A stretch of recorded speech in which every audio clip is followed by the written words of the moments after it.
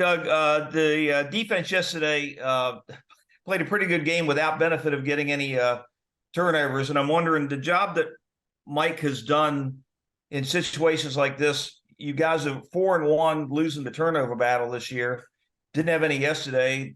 And but without getting turnovers, what's been the secret for Mike to get this defense playing as well as it did? Well, we talk a lot about turnovers, and that's obviously a big factor in wins and losses. We know that. I think the other thing we got to look at here is, the defense had 4 sacks for a minus 43 yards in this football game, and that's huge as well. Plus there was I believe a turnover on downs during the game. I credit that as a turnover. And things of that nature. So, these guys play extremely hard, our defense, to be able to control the line of scrimmage. Mike has them playing, obviously, at a really high level. They're playing fast. Secondary did a nice job, covering up guys yesterday when CJ went into scramble mode. But I just think that the guys have really, bought into Mike and his scheme. And we've talked a lot about second year in the system and playing with more confidence and playing fast. And I think it's a credit to Mike and his staff. Okay, thanks, Coach. You bet. All right, go ahead, Jamal. Hey, Coach, you got any update on Cam Robinson?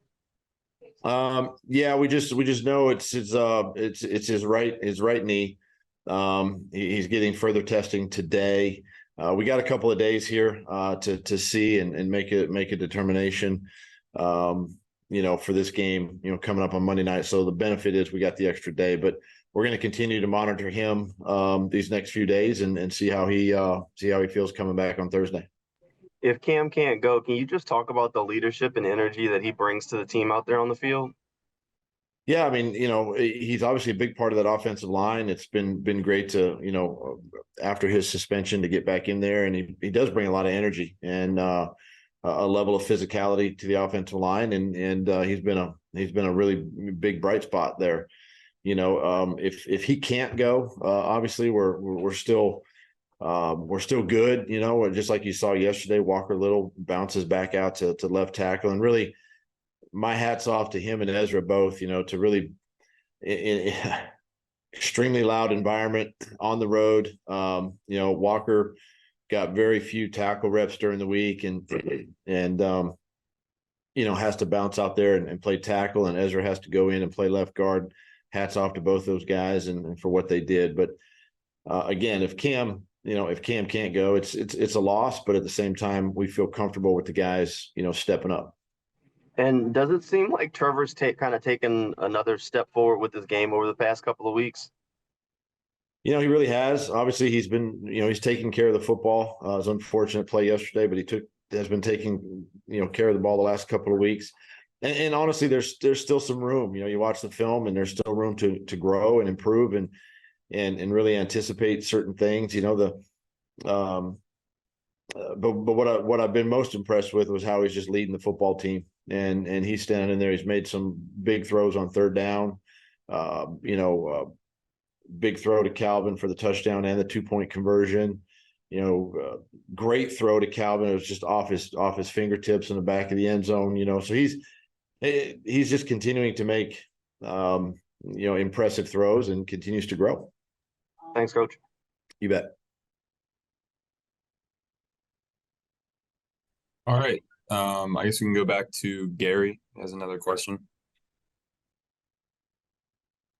I forgot to lower my hand, but that's okay. I'll throw one real quick. Coach, Luke Farrell's been targeted a little bit more in the last couple of games. Is that something that just happened because of the way the play unfolded, or are you guys making an effort to find Luke more in the passing game?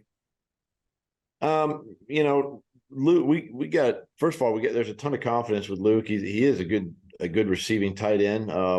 He's got great hands. You can see the strength and the ability to run after the catch that he has. And it's been the type of throws that he's getting obviously are short to intermediate or the keep game by Trevor. things like that. And, we have them in every week. It's just a matter of getting to them. It all depends on what the defense, kind of dictates to us, if whether or not we call those or not. And this past week was an opportunity for us to get that, the movement game and get Trevor on the edge and Luke the football. So, we've got plays for him every week. Obviously we don't get to him every week, but just so happened that yesterday he made a nice catch and run yesterday in that game, and we continue to try to get everybody involved, and he's a big part of that. Trevor does have a lot of confidence in him. He trusts him. He knows where he's going to be, and that's a positive for our offense. Okay, thanks again. You bet. All right, we're going to go to Brent and then Hayes. Hey, Coach, couple back to Cam real quick. He looked pretty devastated on the sideline when he came off. Did he think, or did you guys think that was potentially worse than the tests are showing? No, I just think that it's such an emotional sport, and he's been a big impact in what he's gone through this year.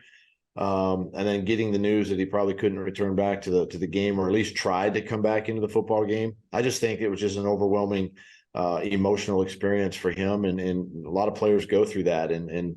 Like I said, we'll continue to monitor him this week and just see where he's at as this week progresses. And one more, if you don't mind, we asked a bunch of players in the locker room about your decision at the end of the half, and I think Evan Ingram said, like, hell yeah, that's part of our DNA. We're going to do that. Sometimes we make it, sometimes we don't. How important is it for you to be true to that DNA, but also to balance kind of the game situations where you can't obviously go for broke every time? Well, hopefully you didn't find anybody that went the other way with their decision. That would be a problem, right? No, listen, I trust our players, and I think the players trust in me to make these decisions and put them in successful situations. Now, listen, we had the ball to start the third quarter. Had we not, I'm taking 3 points there. So let's not mistake ourselves in saying, oh, he went out on a limb and he's being overly aggressive, whatever. I mean, there was a logical reason for making that decision. And the decision was, we were getting the football. I wanted to go up 20-7 with a chance to go up even more at the beginning of the third quarter. So those all factor into making those decisions. I think if the defense were to start the third quarter, it's a no-brainer. 1 second left, just kick the field goal, get the 3 points, and now you're up 16-7 going into the locker room. And it's a different deal. But I'm going to continue to trust our players and put them in those situations. They know that I'm going to continue to do it. And, listen, I credit Houston too. I mean, they made a great play. And, it's just they got us on that particular play. They're all on board, by the way. Oh, thank you. Yeah, I appreciate it. Makes me feel better. Go ahead, Hayes. Hey, Doug, you guys were great on third down yesterday. What were some of the keys in being so successful and keeping the chains moving? One, Trevor was very accurate throwing the football. Receivers were where they needed to be when Trevor needed them there. Christian made a huge over the middle type catch yesterday. Calvin made some good throws or catches on the sideline. Zay came up big. And really, it's just their execution, right? I mean, it's something that we continue to get better at. It's an area that we've focused on all season, and it was good to see yesterday to stay on the field and to extend drives. But I just think the offensive line blocked extremely well. The running backs picked up pressure when they needed to. So it was really a good team effort on third down yesterday. To stay on the field. Great, thank you. You bet. All right, we're going to go to John and then Jamal. Hey, Coach, not that he didn't have an effect early, but Ridley's obviously been more effective the last couple of games. Is this just a matter of more comfort, more chemistry with Trevor, maybe the coaches knowing exactly how to use him? I think it's a little bit of both. I think it's more he and Trevor being on the same page. The more they work in practice and talk about certain things. and then just Calvin's understanding of the offense and how Chad Hall, details the routes for him. And so it's a combination of all of them. But I think the biggest thing and biggest factor is that Trevor and Calvin are on the same page and they communicate and then it's by design. We try to get Calvin, on some favorable matchups and let him use his athleticism and strength and speed to attack defenders. Thank you. You bet. Hey, Coach, Monday Night Football. I know it's a week away, but a lot of guys on this team haven't experienced that game, that primetime game. What's that game like, and how do you talk to the guys about that experience? I'm sure it's one that many of them have been thinking about for a while.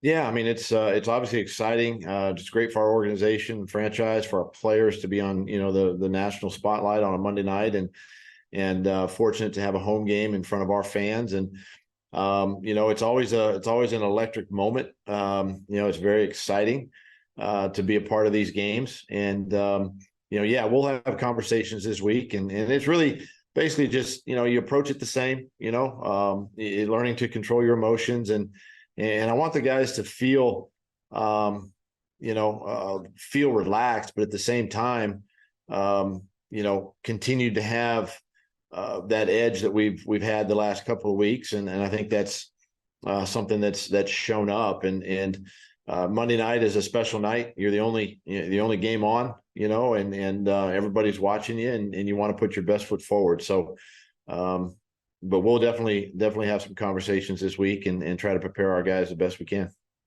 Thanks, Coach. Yep. All right, go ahead, Mark.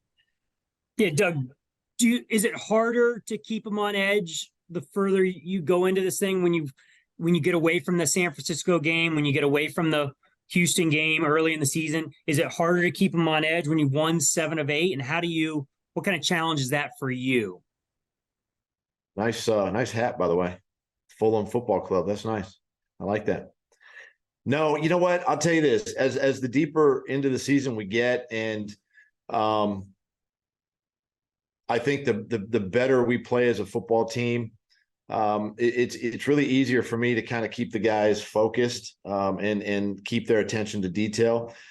This time of year too, there's a lot of speculation and talk about playoff picture and seedings and all that kind of stuff. So that generates a little interest there. And even though we don't look past the week we're in, you can't help yourself, but listening to the outside noise and the media talk about that. And, but for us, it's just, and again, this is what I appreciate about our guys. They really stay in the moment. They stay in the present, and they just focus on the task at hand, and that's just getting better this week. And